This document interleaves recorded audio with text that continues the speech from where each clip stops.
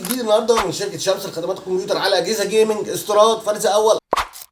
النهارده بنتكلم في اجهزه استيراد فرز اول بحاله الزيرو الاسوس كيو اف 15.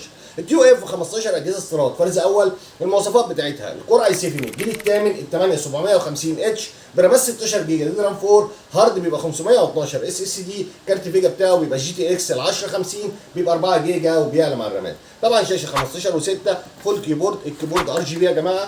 اجهزه استيراد فرز اول بحاله الزيرو حاله الزيرو وعرض حصري من شركه شمس والفتره محدوده وداخل الفيديو 32000 جنيه.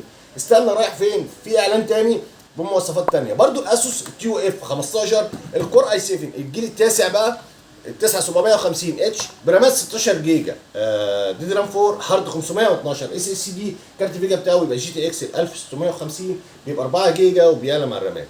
جيل تاسع رامات 16 هارد 512 وفيجا جي تي اكس 1650. سعر الجهاز عرض حصري 36000 جنيه لفتره محدوده. الاجهزه كلها استيراد فرز اول بحاله الزيرو. جهاز بيخرج مع الشاحن الاوريجينال بتاعه وعرض حصري من شركه شمس. طبعا في موديلات كتير بمواصفات كتير باسعار كتير. ممكن تعمل لنا متابعه او تخش على الصفحه هيبقى لك كل الاجهزه دي. السلام عليكم.